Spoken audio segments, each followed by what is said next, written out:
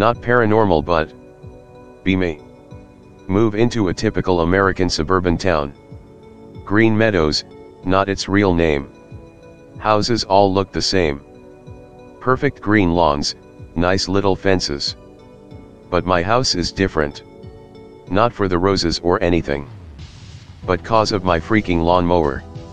Every morning, I find that shit out of place. One day it's right in the middle of the yard. Next day, it's playing hide and seek behind the bushes. That's not even the worst part. Sometimes I'd just wake up suddenly at 3 a.m. It's the sound of damn thing roaring to life. I swore it must have been possessed or something.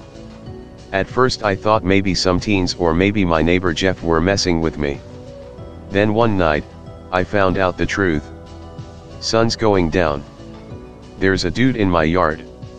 Looks like he walked straight out of a medieval fair. Wild unkempt hair, crazy eyes. Wearing this raggedy red cloak, props some old blanket. Oh, and he's got a stick.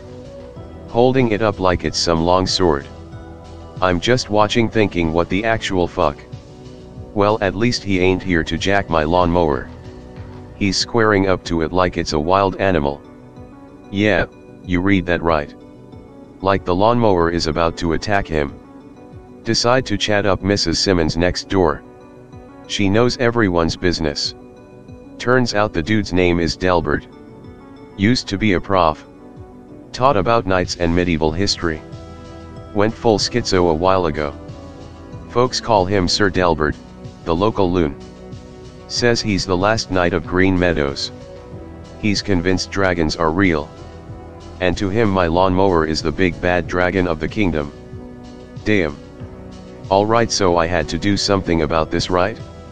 Not gonna lie, found the story pretty funny. But this shit was getting old. Got a wild idea one night. Decided to trick out my lawnmower. Make it even more like a dragon. Hooked it up with a remote control. Slapped on some LED lights, made the bottom glow. Put it right on the middle of my yard. Wait for Sir Delbert early the next evening. Heard some rustling and there he was. Trying to be all sneaky. Start the mower up with the push of a button. Lawnmower revs up from the dark. Headlights glaring. Fake smoke effect I added just for kicks. You'd think the guy would shit his pants, but nope. Instead Delbert's face lights up. Starts yelling the dragon is alive. Waving his stick sword around. He's ready for war. So there I am behind the curtains. Driving the lawnmower around with the remote. Making it charge at Delbert, then retreat. Doing some random zigzags. And this dude, I swear, he's ducking, diving, parrying with his stick. Bro starts shouting stuff like face me, beast, and you shall not defeat me. Kids from the block started to gather. Half the block is watching. Thought I'd spice things up a bit. Hid a Bluetooth speaker in the bushes earlier. Start blasting dragon roars and medieval trumpets. The crowd's eating it up. Kids are cheering and the adults laughing their asses off. It's like some bootleg medieval theater show right on my front yard. After a while Delbert's looking exhausted. With one final charge Delbert throws his cloak over the lawnmower. Celebrates like he's captured it or something. The whole neighborhood just goes wild, clapping and cheering for the hero. Was not how I planned my evening. But definitely was one for the books. After the epic showdown, it felt it was only right to show myself. Walk out my house and approach Sir Delbert. We shake hands. Dude's hands are rough. Probably from all those dragon battles. You've tamed the fierce dragon of Green Meadows, doing my best not to chuckle. Delbert takes a dramatic bow. It was my duty. And the best part. After that night, my lawnmower was never messed with again. Sir Delbert seemed to move on. Heard he was chasing goblins in another part of town. But every barbecue, kid's birthday, or block party, someone still brings it up. Remember that time Delbert fought the dragon in an aunt's yard? Legit turned into a local legend. And that's the story of how my lawnmower became the most famous dragon in Green Meadows. Not seeing any cool threads RN because all you retards just talk about divination and curses, so I'll try to spice it up with siptids. Feel free to post. I don't know how to tell stories, so I'll green text. Be me. Be in 10th grade. Wanted to get high and party because teen. In Washington. Washington has forests. Have the great idea to go in a woods and have party. Eureka.mp3. Bring chicks and friends in meth van. Arrive at place. Looks epic with water and stuff. Have fun for the day and we start a fire. Sitting at fire drinking. Hear stuff in tree lean just outside of firelight and I think I'm a schizo. Friend hears it. Oh crap, he hears it too. We tell rest of fags we forgot things in van. We kinda look around and stuff but we can't find anything. We go to van and look around. Nothing. Go back to fire with flashlights. By this point I'm fucked up. Thing is still circling around but we can't see anything. We don't have any guns, so if we get gangbanged we're fucked. We go to tents and go sleep. Friend says it's stalking us or something. What the fuck, don't say that bro. Sleep 2 hours and wake up. Something's wrong. Find flashlight and go outside to piss. Hear and see something moving parallel to me. Sprint back to the tents and the fire is out. Screaming like a retard. Something comes out of the trees. Looks like that popular pic of Bigfoot, but if it was one of those close-ups from SpongeBob. I make poops in my pants. Bitch starts lumbering towards me like something from Attack on Titan. OMG, I'm gonna die. Run to the van, I don't care if the rest of the fags die. Lose all feelings in my legs and fall face down and pass out. Friends wake me up at like noon the next day. Friends say nothing happened except me passing out in the middle of the night like I had a blood disease. We ride home and they think I'm crazy. Nobody cares but the friend that helped me look with flashlight. He thinks it's an animal. Am I crazy or did Bigfoot visit and paralyze me with his mind? I need an explanation. At first I thought my co-worker at Exide, definitely not the Office of Secret Intelligence, Sandy SB Bushy, got that fake name because her job was to make the data set in the data warehouse non-relational with sand, as it were. Since that time I have come to suspect that Sandy Bushy is actually pig related, the toy box killer as a tranny, also like pig related. In that case, when the toy box killer was using gynecological instruments to stretch out women's vaginas in his dungeon, was he filling their vaginas up with sand? Is that he was used to do before he became my co-worker? I remember one time around 9/11 my dad recounting some instance to me. He said someone got their pussy filled up with sand and he certainly cast in a bad light, like it was terrible and he didn't like it, and he was almost aghast in the recounting, and I am no suggesting he is into that sort of thing, only that it came up once. Is that what they used to have Sandy SB Bushy doing before she became my boss at Exide? The toy box killer's meme was making slaves, and I think when Exide sells those slaves they call them batteries.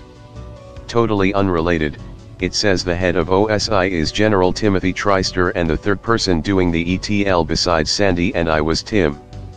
I was wondering if they faked his death and turned him into a tranny to be my co-worker at OSI. I mean a major sports-related business. That mugshot of David Parker Ray is the absolute spitting image of my co-worker Sandy. The face meme is the same to the 10 millionth degree. When I was working on 2 reports as by developer there, one was TNA, tits and ass, and the other was INA, which was industrial something something.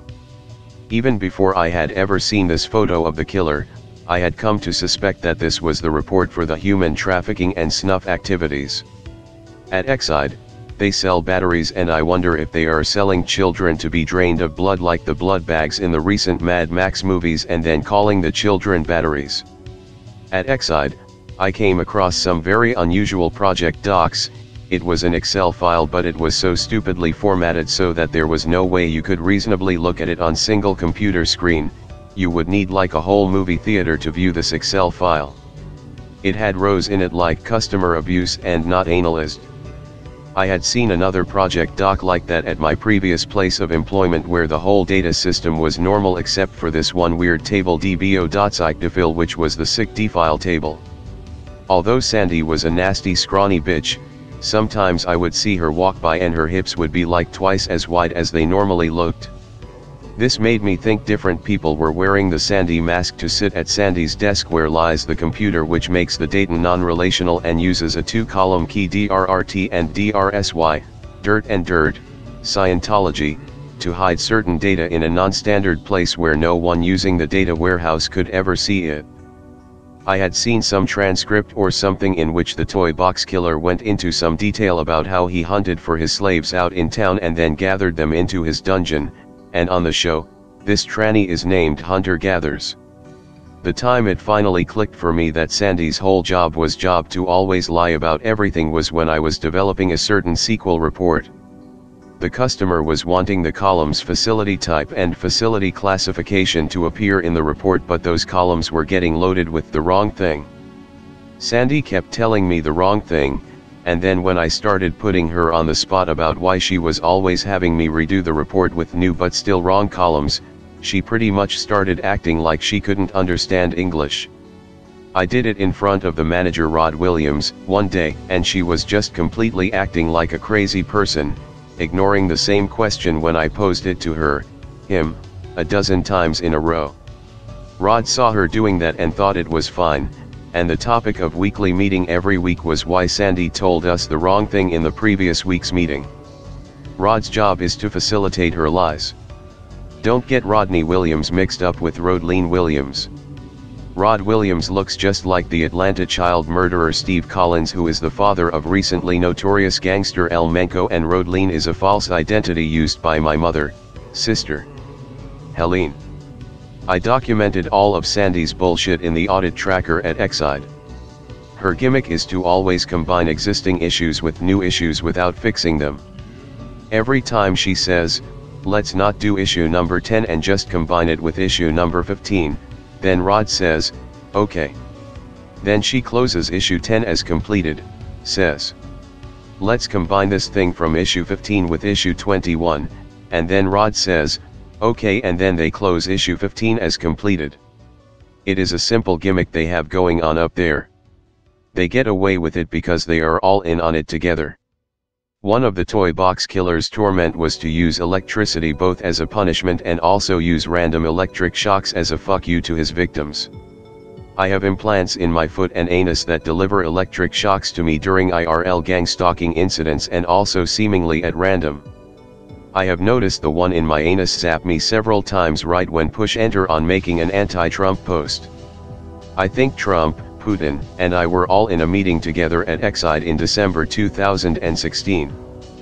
Putin disguised as Rod, Helene A/K/ Rodleen is the notorious Putin's niece, and Trump disguised as my co-worker Dave. Over the summer I was homeless for a few months. Every time my roommate would come home and start making noise in the kitchen, I would also get electric shocks in my anus. Pic related, you can kind of see the resemblance between Helene's father and Putin in this picture. Obviously Putin is a lot more fair. Child is me.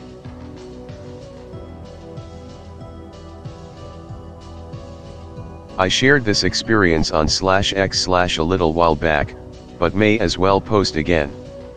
This isn't exactly paranormal though, just batshit balls nailed to the wall schizo. This is the story of the crazy black shaman. It's about 10 years ago, probably almost to the date because it was summer. I was still in college at the time and remember it being hot that day, but it's Florida so that could be any time. I'm walking around my apartment complex near dusk just stretching my legs since I felt restless. A guy pulls up in a car and stops me. His arm is covered in those snap bracelets, jeweled bangles, gold, all that shit, and he's got some pretty thick dreads, but is otherwise well kept. Asks if I knew where a certain block of buildings was and I point him that way. A few minutes later I'm still walking and he circles back, his friend wasn't home he said. Starts shooting the shit with me and asks if I went to a certain collage, which I did. From here we just start chatting because he seems chill enough and the apartment was gated and I was young and dumb. So eventually he gets out of the car and we just sit together in the outside mail area talking. After about 10 minutes this guy says that I have an aura about me that called out to him to speak to me. However, he senses that I'm hiding my true persona, then goes on to tell me about 20 other things about myself that are pretty goddamn spot on. In hindsight it's basically cold reading and some good guesses more or less. So we keep chatting and he says that I haven't been living up to my potential, that I was meant for something more because I was born with the crown of David. That I've been holding myself back by second guessing myself and keeping to my own little world. Around here is where it starts to go full on wackadoo. He calls me a Lion of Judah. He then proceeds to proclaim me a king and literally kisses my hand and the ground I've tread on, saying that he has an immense amount of respect for me. The dude literally crawls on his hands and knees for this. He tells me that I crave the feeling of true success, which I do, and have yet to achieve it as I was too concerned on what I knew, when the key is who you know.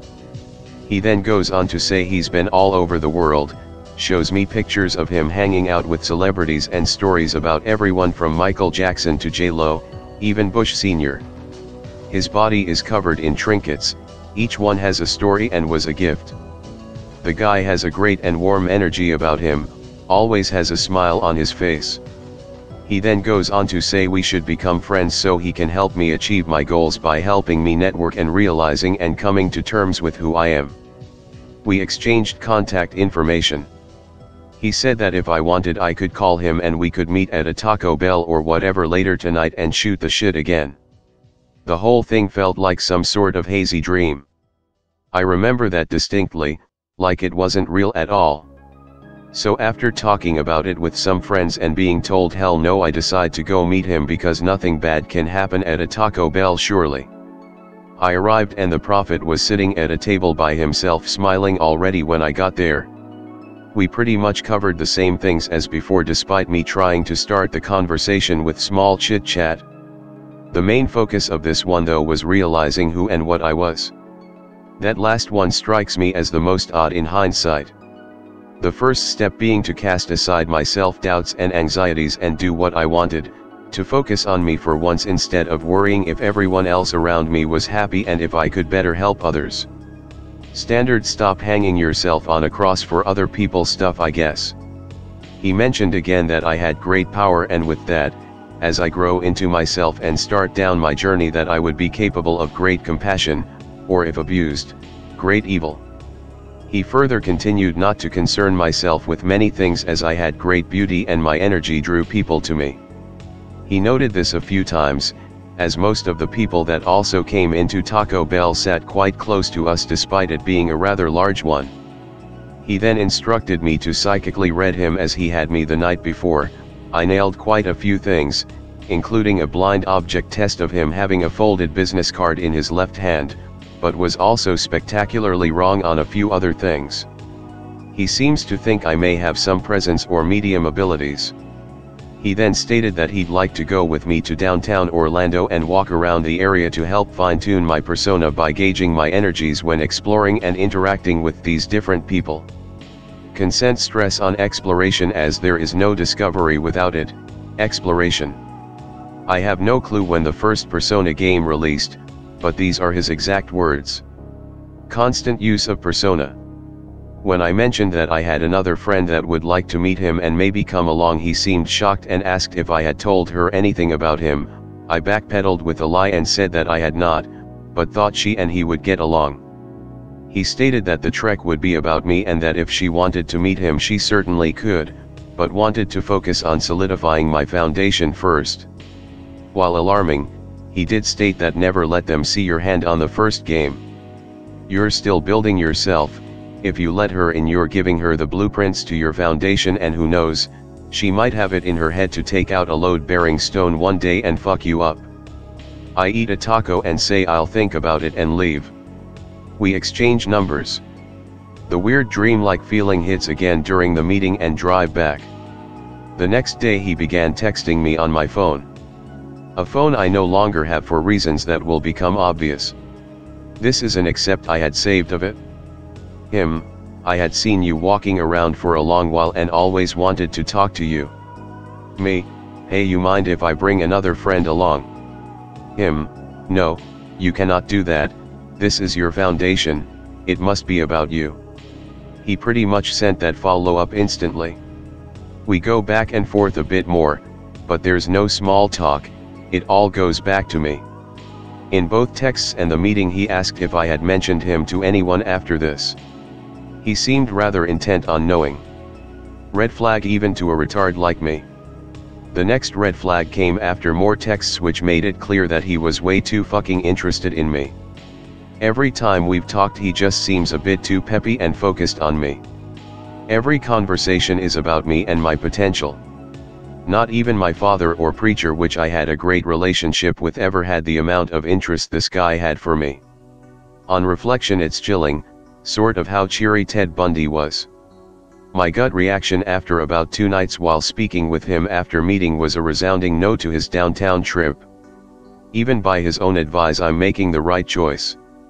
I searched his name and number and he's clean. Too clean to the point of a possible alias.